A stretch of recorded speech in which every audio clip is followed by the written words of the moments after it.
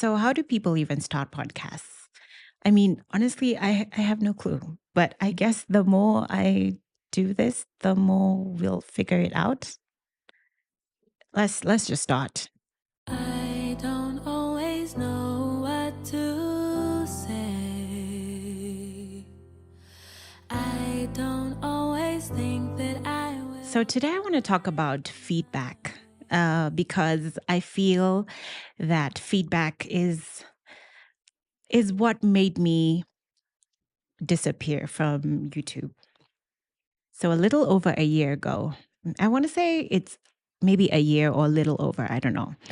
I stopped uploading on YouTube and I completely disappeared and stopped doing anything content creation on YouTube simply because I had felt that my channel was not doing as good as I wanted it to do in terms of reach. There are videos that did well, but I think my level or my expectation was much more because of the effort that I felt I put and the work that I put into the video. Because a lot of the times, the one thing that content creators sometimes don't share, which I see people now doing, is the effort that it takes to do videos, which at times um, is a lot and takes a toll on you. And sometimes you put it out and you don't really see the returns that you wanted to. And so that was my story. In 2022, I want to say, I think so, thereabout, is where I felt like I was just struggling. I was struggling with putting out content. I wanted my stuff to be prolific. I wanted to put out content that impacted and was productive and did well. But I struggled with what I thought was did not measure up in terms of views or in terms of reach and stuff that I just wanted to do. And so I caved. I caved to the pressure and I ran. I completely stopped doing YouTube. I just decided to hide. I feel like I when I look back, and we've had these conversations with my husband a lot of the times, we felt like our channel or my channel, which is ours because we do content together, was locked to the region that we were in before. So before we were in Dubai, when I started doing YouTube, we were in Dubai. So I felt like the channel was locked to UAE. And I struggled with that a bit because I was just like, the reach is kind of not as it should be in terms of the regions that I expected it to go to. And so yeah, that is what I mean when I talk about feedback. When I looked at my insights, the feedback that I got from the stuff that I put out was not good. And I allowed it to define me. I allowed the feedback to define me and to cause me to stop doing the thing that I was enjoying to do. So recently I was listening to a podcast, and there's this guy on the podcast who was talking about how just content creation actually, and how a lot of creators have left YouTube, and how a lot of creators have burnt out and left content creation as a whole. And he was trying to highlight how feedback is one of the major things that have caused people to leave and to give up. And so this is what he said, and I just want to quote. He said, "Feedback can inform us, but it cannot give us identity. And if you let the feedback give you identity, then you will always live by feedback and never by faith." And it just reminded me, a lot of the times we as human beings allow people to put labels on us. We allow feedback to define us, to name us, to name us. Let me just say it that way. Um, People with my personality, for example, who are melancholic and choleric, the temperaments, a lot of the times labeled things like harsh, things like rude, things like too strong or too too bold or too, I don't know, just things that are not necessarily good, right? And if you walk around allowing people to label you, it could change how do I say, how you relate to people, right?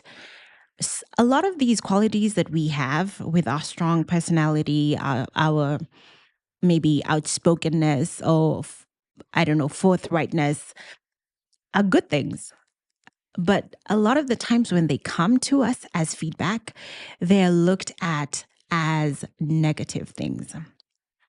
And so what God has been teaching me in this season, and not just like with regards to temperament or with regards to what people say, but with regards to feedback in general, including like insight with content and just in life in general.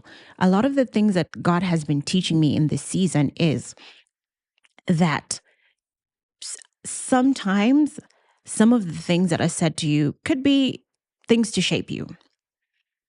But sometimes you just have to kind of put them in the back of your head and move forth with that which God has maybe instructed you to do, or use those things that I said to you as stepping stones to lead you to where you need to be.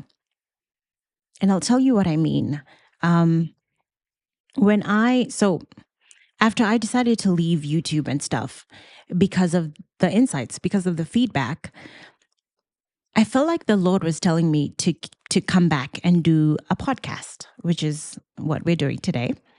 This is us walking in obedience. So I've been calling myself a podcaster or a podcast host for the longest time on my Instagram bio.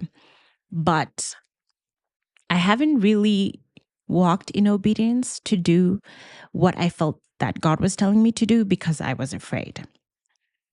Now, the things that have been said about me, about being audacious, about being strong or outspoken, are things that I feel are good for a podcaster. They're good they're good qualities for me to use in this thing that the Lord is asking me to do. But the enemy sometimes comes in to use those things that the Lord wants, that the Lord has placed in you, to make them a negative thing, to cause you to cower, to cause you to shrink and shrivel and hide. And that's kind of what I was going through. So back to the guy who I was referring to, he was just talking about how sometimes when God has sent you to do something, but you're so busy looking at insights, you're so busy looking at what does reality say? What is the truth in terms of what I can see in the flesh? A lot of the times when you're busy looking at those things, you walk in disobedience because you allow your fear to block your faith. And therefore you don't go forth and do that which he sent you to do.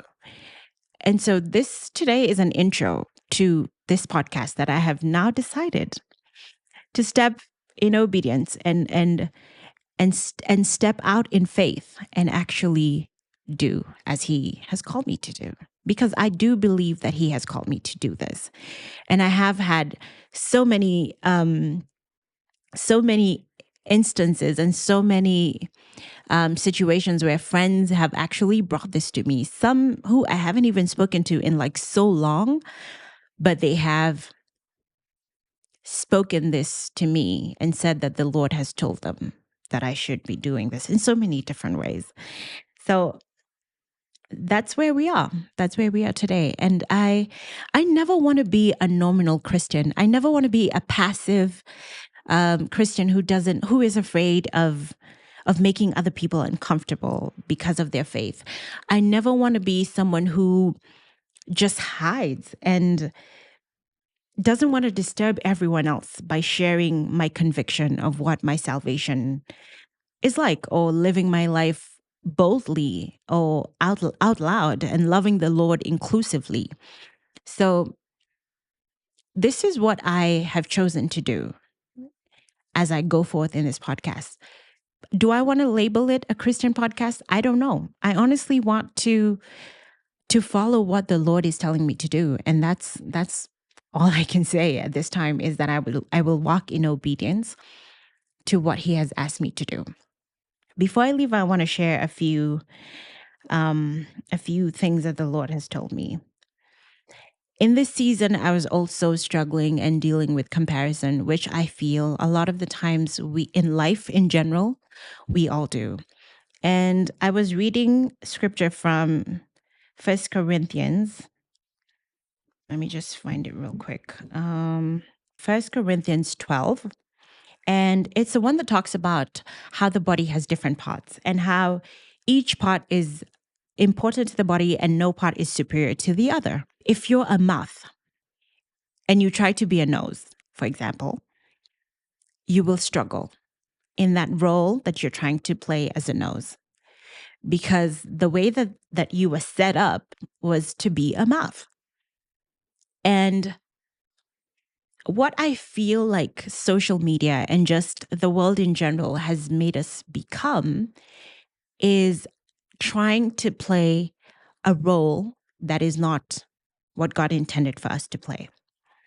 Trying to be persons or trying to be a personality that doesn't naturally come to you. It's not it's not naturally you.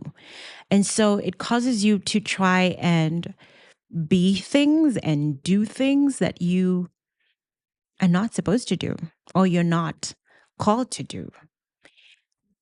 And so the revelation that I got from this was that if you're a mouth, be the best mouth that you can be. If you're called to be a nose, be a nose. Don't try to be an eye. Don't try to be the brain. Don't try to put in too much than you should. Because essentially, the capacity that was given to you is enough for you to support your role, for you to deliver without doing too much. I hope that makes sense. I even wanted to start a new channel. So let me tell you, with regards to what we were talking about, the channel being locked to one place, I actually wanted to start a new channel because I felt that maybe if I kind of started on a clean slate, afresh, that everything will be okay. And that maybe I won't end up feeling like I was locked in one place. My husband has told me this many times. My husband has said to me, if you're able to start a new channel, please do that. It's probably the best thing for you. But I struggled because I put so much effort on this channel that I was like, there's just no way I'm starting afresh with something else. So over time, which has been like years now, I said no and I was adamant. I said no to that. And then recently I sat with a friend of mine and she was telling me the same thing. She was like, why don't you start a new channel then? If you feel that this one was cursed in a way, locked, why don't you start a new one? And as much as I left that meeting knowing that I was going to start a new channel and being convinced that maybe that's kind of what the Lord was trying to tell me, I still felt that there was a bit of, I don't want to call it a resistance, but there was like a bit of heaviness with this decision to start a new channel. And so I prayed. I went to sleep and told God, I need you to speak to me and tell me what I should do, because I feel like there are all of these voices and all of these opinions and all of these contributions, but I just want to know what you think. And you know what the Lord said to me? He said, I want you to put everything in the same place, if I can say that, in the same. These are not like his words exactly, but this is what the revelation that I got. I want you to put everything in the same place because I want there to be a distinction between that which I have called you specifically to do and the other stuff, which is not necessarily like bad, like you called yourself to do, but the other stuff that you were doing before and that thing that I specifically asked you to do. I want there to be a clear distinction. And I was like, oh, okay. Okay. That to me was a moment where I felt that I heard that clearly and I wasn't struggling with indecision, like being indecisive. The other thing that the Lord said to me was the measure that you've been using to decide whether you're successful, to determine whether you've been successful or whether you have reached enough or whether you're doing what you're supposed to do. The measure that you've been using to determine that needs to be nothing but what I lead you to do. It doesn't need to be numbers. It doesn't need to be the views. It doesn't need to be your subscribers, your followers, your reach. You just need to trust me. And I, having choleric somewhere in my temperament, I'm just like, okay, Lord, I mean, I'm doing this, but just know that I am stressed. Just know that I'm afraid. Just know that from time to time, I'll need you to sit me down again and to remind me that you have everything under control. Because I look at numbers and I naturally want to measure myself, even through and by comparing myself to someone else or to other people. The name of this podcast will be Full Disclosure This Time. Because this time I want to completely walk in obedience to the Lord and do that which He's telling me to do, regardless of how uncomfortable it may make me. So help me, God. I was reading scripture one day, just in one of my devotions, and there's one thing that I want to share with you before I end this podcast today, this intro to this podcast, because it's just an intro. Hallelujah. We will have many other episodes, hopefully, where we will dive into like other issues, but I just needed this to be an intro. Ephesians 5:10. It says, and find out what pleases the Lord. So Paul was talking to the Ephesians and telling them a bunch of stuff, like giving them instructions, talking to them about let no one deceive you with empty words, for, because of such things, the wrath of God comes, talking about how God deals with those who are disobedient and all of that stuff. And on this verse 10, he says exactly, and find out what pleases the Lord. And this is basically my mission. My mission in my life now is to find out what pleases Him so I can walk in obedience. Whether that makes me uncomfortable, whether whoever I'm doing it to deserves it or not, if He says that I need to do it, I need to do it. And that includes forgiveness, which I have spoken about on my channel before and spoken about how I struggle with unforgiveness.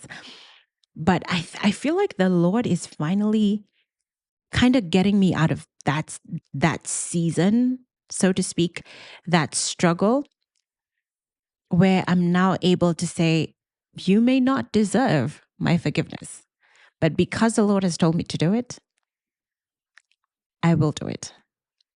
And find out what pleases the Lord. So I challenge you, as you live your life, whatever it is that you do, and find out what pleases the Lord.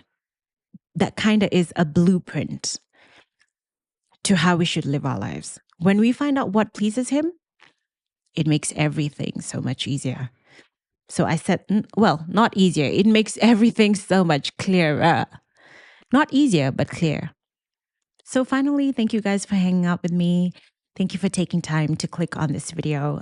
If you haven't already, please do consider subscribing to this channel. I'm not sure if the Lord would want me to change the name to match the podcast. So we'll see as we go. Stay with me as I just try to navigate this whole situation and to allow the Lord to just do as He wills with it, because that's just all I want to do basically at this point. I want to walk in obedience, even in my limitations. I just want to be able to obey. So thank you for joining me on Full Disclosure this time. I'll see you next time.